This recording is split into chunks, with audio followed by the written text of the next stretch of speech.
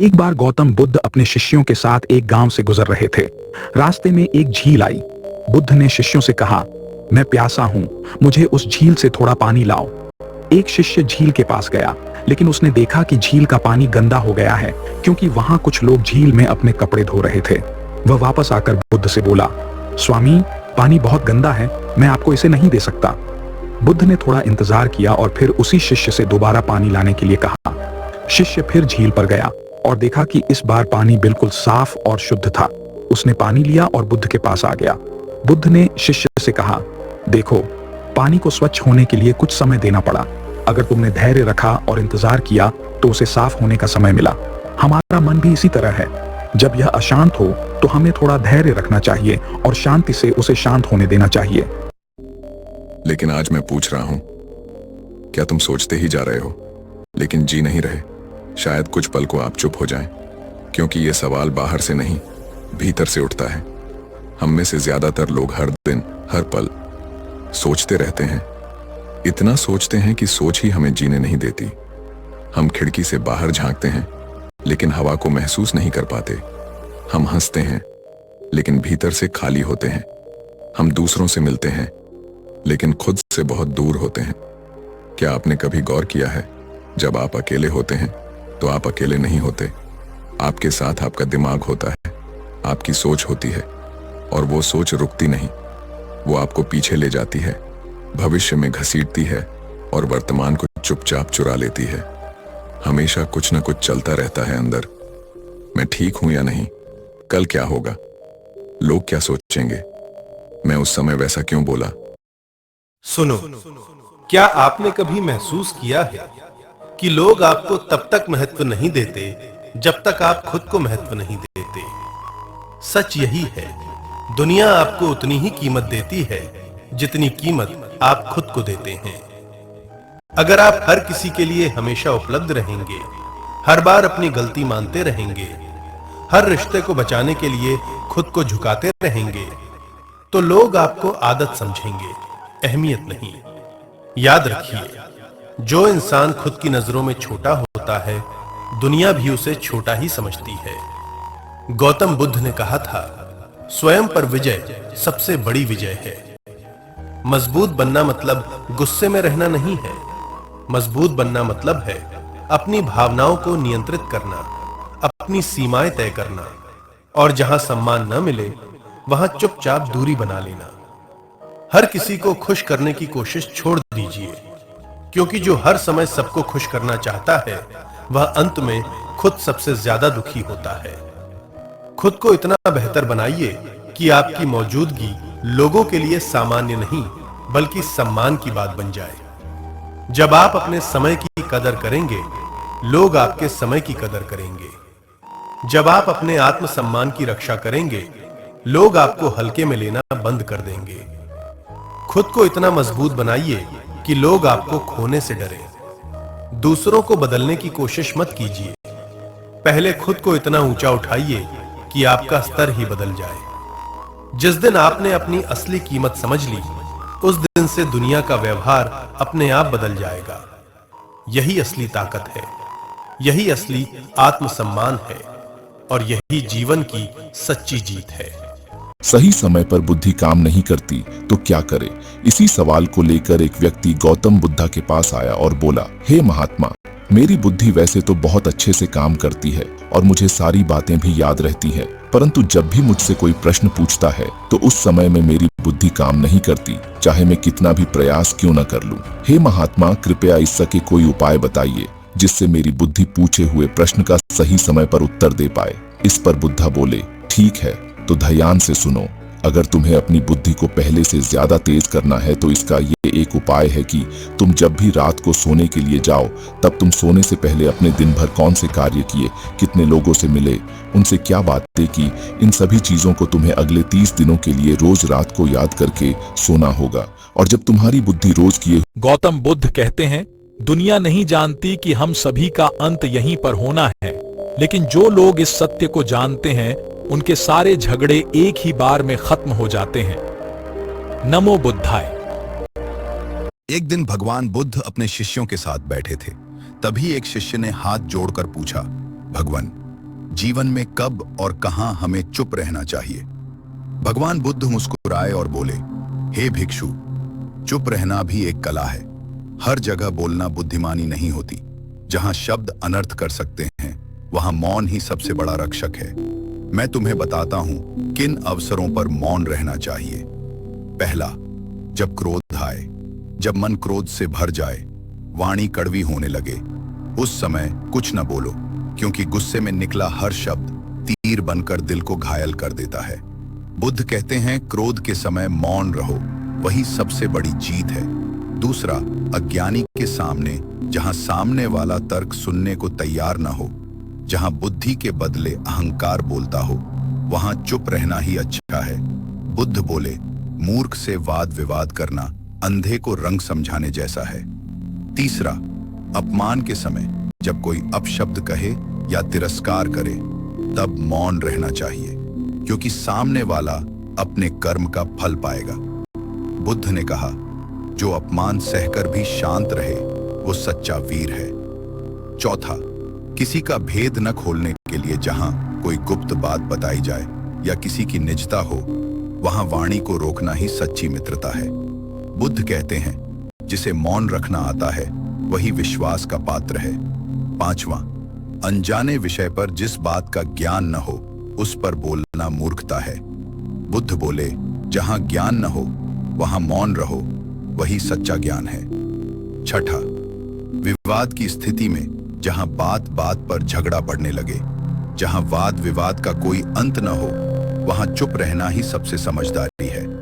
बुद्ध कहते हैं, जहां शब्द शांति छीन ले, वहां मौन सुख देता है। अंत में भगवान बुद्ध बोले, हे भिक्षुओं, वाणी बड़ी ताकत है, इसका उपयोग सोच समझकर करना चाहिए। मौन वह ढाल है जो जीवन को अनर्थ से बचाता है। जहां जहां वाणी दुख दे सकती है, वहां वहां मौन ही सबसे बड़ा धर्म है। सभी शिष्य इस उपदेश को सुनकर गदगद हो उठे और प्रण किया कि जीवन में उचित स्थान पर मौन धारण करेंगे। बुद्धम शरणम गच्छामि। एक बार एक व्यक्ति गौतम बुद्ध के पास गया और पूछा कि मन को नियंत्रित करने का पहला चरण क्या है।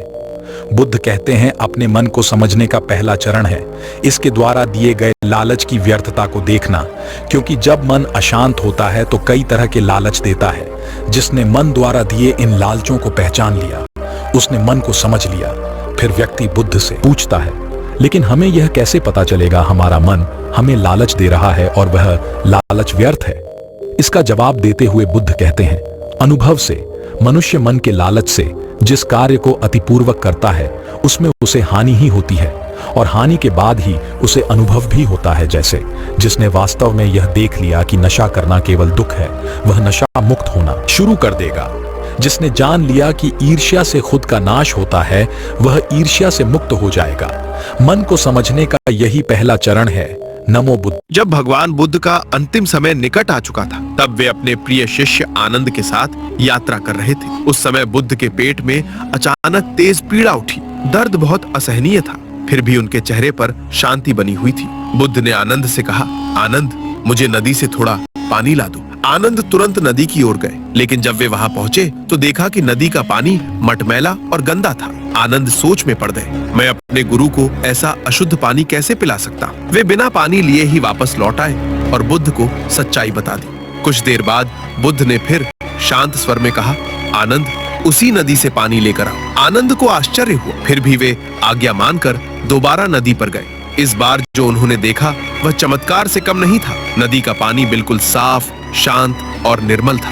आनंद उस क्षण समझ गए कि यह साधारण घटना नहीं है। वे स्वच्छ पानी लेकर बुद्ध के पास आए, लेकिन उनके मन में एक प्रश्न उठ रहा था। आनंद ने विनम्रता से पूछा, भगवान, आपके पेट में इतना दर्द क्यों हो रहा है? तब बुद्ध ने उत्तर दिया, आनंद, मेरे एक गृहस्थ शिष्य थे जिनका नाम चुंद था। उन्होंने आग्रह पूर्वक मुझे मशरूम की सब्जी भोजन में दी थी। उस भोजन के बाद ही यह पीड़ा शुरू हुई।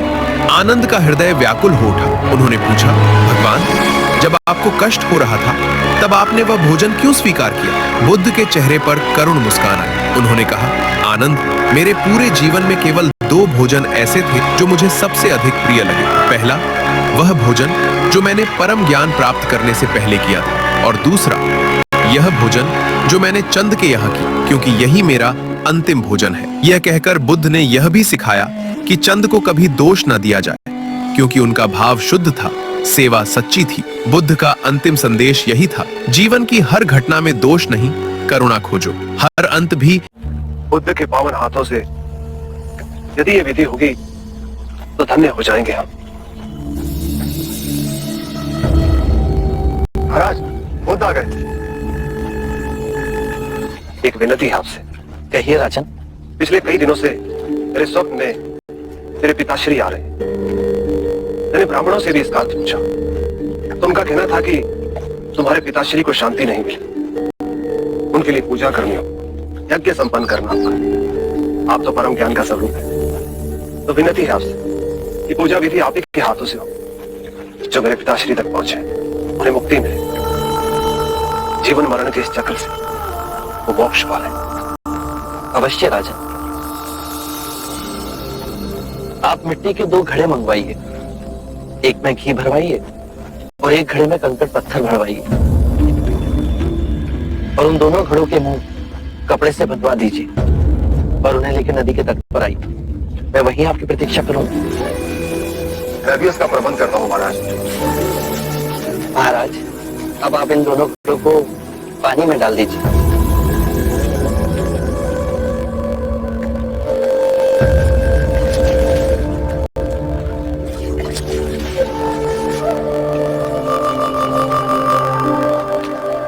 महाराज, अब इन दोनों घड़ों को आप तोड़ दीजिए।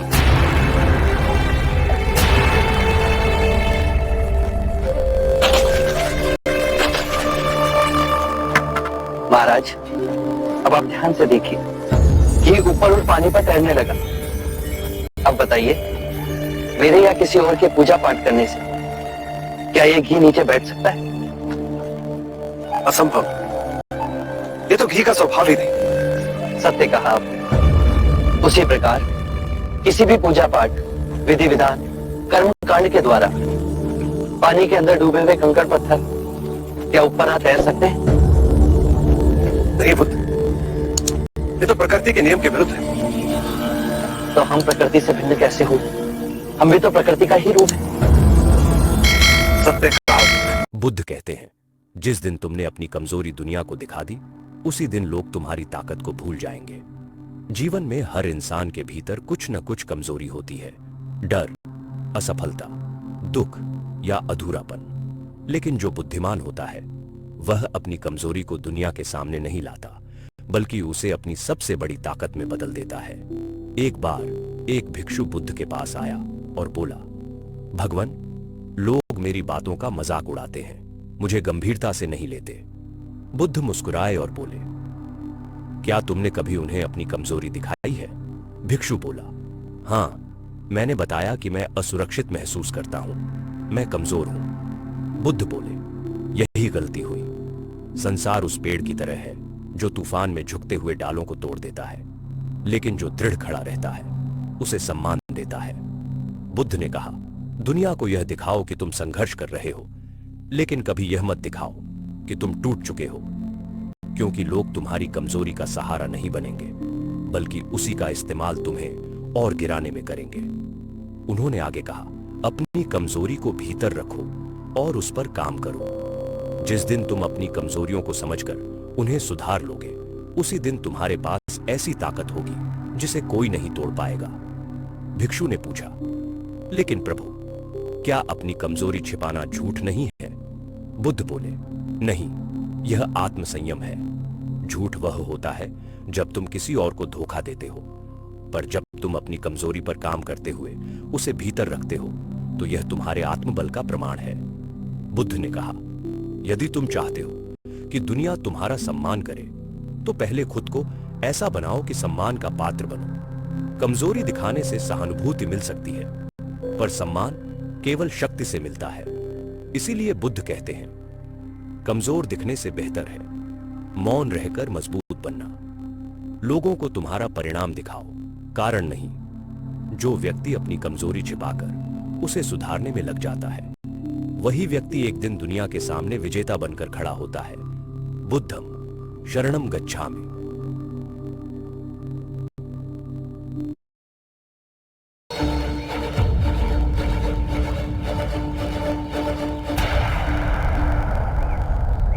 राजगृह वालों ने भिक्षा नहीं दी।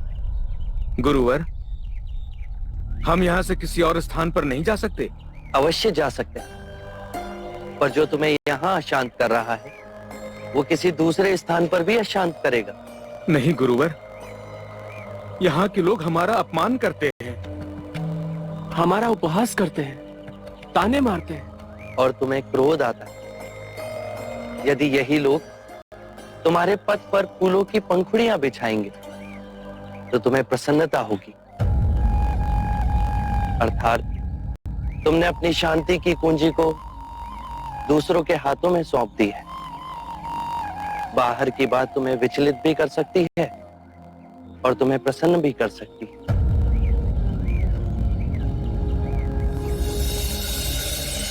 गुरुवर, हमसे ही भूल हुई। यदि बाहर के कारण दुख और क्रोध हमारे मन में है तो हमने ही मन से आपके संदेश को ग्रहण नहीं किया है।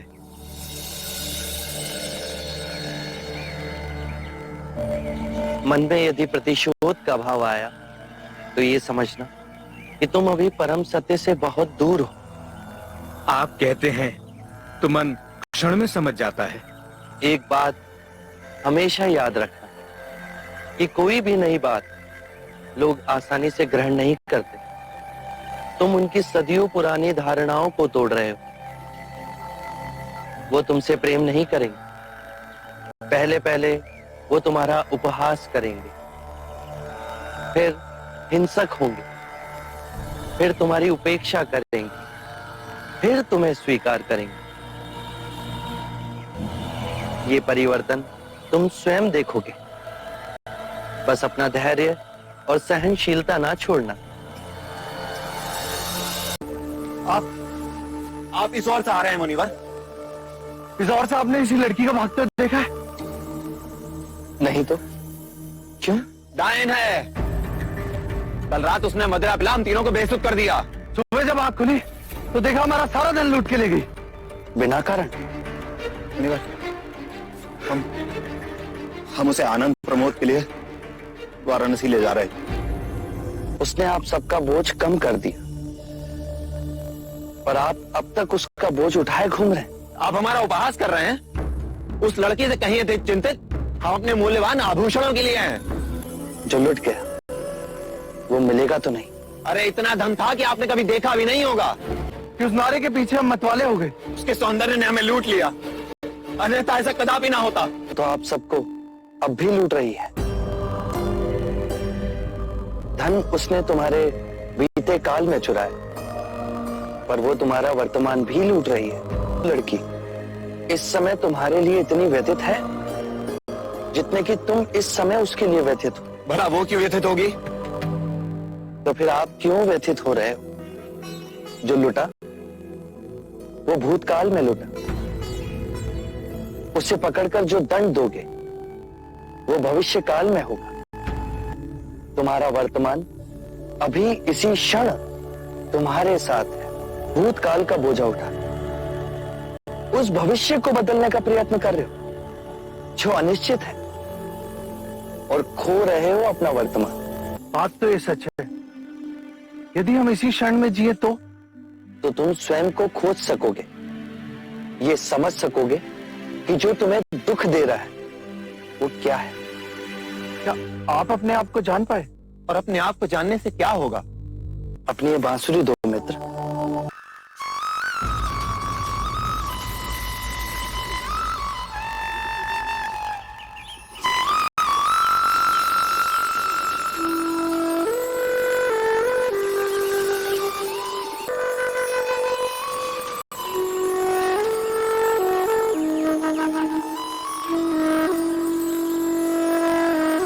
कितने वर्षों के बाद मैंने बांसुरी को अपने होठों से लगाया है। इससे अधिक सुरीला हो गया है। मैंने जान लिया है स्वयं को। यदि तुम बांसुरी मधुर बजाना चाहते हो तो बांसुरी पर इतना ध्यान केंद्रित मत करना जितना अपने वास्तविक सार को पहचानने पर। मैं स्वयं को खोजूंगा। क्या आप मुझे अपना शिष्य स्वीकार करें? पर मैं तुम्हारा अहंकार लूट लूं। गौतम बुद्ध का एक शिष्य बार बार शिकायत करता, मेरी कोई मदद नहीं करता, कोई मेरे डाउट्स क्लियर नहीं करता। गौतम बुद्ध मुस्कुराए और बोले, अप्रदीपो भव, स्वयं अपना दीपक बनो। उन्होंने समझाया, जिस तरह कीचड़ में कमल खिलता है, वैसे ही इंसान को अपनी ताकत भीतर खोजनी पड़ती है। यही आत्मनिर्भरता है। मन की क्लैरिटी तुम्हें कोई और नहीं दे सकता। अगर तुम हमेशा दूसरों पर निर्भर रहोगे तो बस एवरेज रह जाओगे, लेकिन अगर तुम खुद पर भरोसा रखोगे, गिरते उगते आगे बढ़ते रहोगे, तो एक दिन जरूर सफल बनोगे। याद रखो, भीड़ आपको डायरेक्शन नहीं देती, बल्कि आपको कंफ्यूज करती है और फॉलो करना सिखाती है। इसलिए भीड़ की नकल मत करो, अपनी यूनिक स्किल्स बनाओ। लोग आज हंसेंगे, लेकिन कल वही तुम्हारी बातें करेंगे। इसलिए अपना उद्देश्य खुद चुनो और पूरी ऊर्जा इसमें लगा दो। याद रखो, कोई प्रयास खाली नहीं जाता। बुद्ध कहते हैं कि जीवन में सफल होना है तो इन 5 बातों को दिमाग से निकाल दे। नंबर 1, मुझसे नहीं होगा। नंबर 2, लोग क्या कहेंगे। नंबर 3, मेरा मूड नहीं है। नंबर 4, मेरी किस्मत खराब है। नंबर 5, मेरे पास समय नहीं है। किसी भी बात पर सहजता से विश्वास मत करना, चाहे वो मेरे ही कहे हुए वचन ही क्यों ना हो, जब तक वो तुम्हारे विवेक और तुम्हारी व्यवहारिक बुद्धि से मेल ना खाएं। एक समय की बात है, भगवान बुद्ध अपने शिष्यों के साथ एक गांव में उपदेश दे रहे थे। उसी दौरान एक व्यक्ति ने प्रश्न किया, भगवान, मन का भय कैसे दूर करें? बुद्ध मुस्कुराए और बोले, कल सुबह नदी के किनारे मिलो, मैं तुम्हें उत्तर दूंगा। अगली सुबह वह व्यक्ति नदी किनारे पहुंचा। बुद्ध ने उसे एक कटोरा दिया और कहा, इस कटोरे को पानी से भरकर लाओ, लेकिन ध्यान रखना, पानी छलके नहीं। वह व्यक्ति बहुत सावधानी से कटोरे को भरकर लाया। बुद्ध ने मुस्कुराते हुए पूछा, जब तुम पानी भर रहे थे तब तुम्हें कोई डर लगा? व्यक्ति ने उत्तर दिया, नहीं, मेरा पूरा ध्यान पानी को छलकने से बचाने में था, इसलिए मुझे किसी डर का अनुभव नहीं हुआ। बुद्ध ने समझाया, जिस प्रकार तुम्हारा ध्यान कटोरे में था और तुम्हें डर नहीं लगा, उसी प्रकार यदि तुम अपने मन को सकारात्मक विचारों, अच्छे कार्यों और ध्यान में लगाओगे तो भय स्वतः ही दूर हो जाएगा। एक समय की बात है, बुद्ध के पास एक युवा भिक्षु आया जो बहुत ही बेचैन और परेशान था। वह बार बार अपने साथियों के साथ झगड़ता था और हमेशा दूसरों की कमियों पर ध्यान देता था। उसने बुद्ध से कहा, भगवान, मैं बहुत परेशान हूं, मैं अकेले रहने से डरता हूं, लेकिन जब भी मैं दूसरों के साथ होता हूं तो झगड़े और विवाद बढ़ जाते हैं, मैं क्या करूं? बुद्ध ने युवा भिक्षु से कहा, जब हम दूसरों के साथ होते हैं तो हमारा मन अक्सर बाहरी चीजों में उलझ जाता है, लेकिन जब हम अकेले होते हैं तो हमें अपने भीतर झांकने का मौका मिलता है। हमें अपने मन को समझने का, उसे सुधारने का और सच्ची शांति तथा संतोष का अनुभव करने का अवसर मिलता है। युवा भिक्षु ने यह सुनकर अपनी बेचैनी को शांत किया और अकेले रहने की महत्ता को समझा। उसने अकेले बैठकर ध्यान किया और धीरे धीरे अपने मन की शांति को पाया। नमो बुद्धाय। एक स्त्री अपने क्रोध के कारण बहुत परेशान थी। लोग उससे बात करने में भी घबराते थे। जब उसका क्रोध शांत होता तो उसे बड़ा पछतावा होता था। एक दिन भगवान बुद्ध उस स्त्री के घर आए। स्त्री ने बुद्ध से कहा, तथागत, मैं अपने क्रोध पर काबू न कर पाने के कारण बहुत ही दुखी हूँ। तथागत ने कहा, मेरे पास गुस्से को दूर करने की बहुत अच्छी दवा है। बुद्ध ने एक शीशी में दवा देते हुए स्त्री से कहा, इस दवा को इसी शीशी को मुंह में लगाकर उस समय तक दवा पीती रहना जब तक कि क्रोध दूर न हो जाए।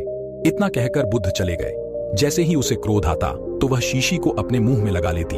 कुछ दिन बाद जब बुद्ध आए तो स्त्री उनके पैरों में गिर पड़ी। बोली, तथागत, आपने मुझे बचा लिया। ऐसी शर्तियां दवा दी कि मेरा क्रोध जाने कहां गया। बुद्ध ने हंसकर कहा, पगली, शीशी में कुछ नहीं था, पानी था। शीशी के मुंह में आ जाने से तुम बोल नहीं सकती थी, और गुस्सा दूर करने की शर्तियां दवा मुंह बंद कर लेना ही है। नमो बुद्धाय।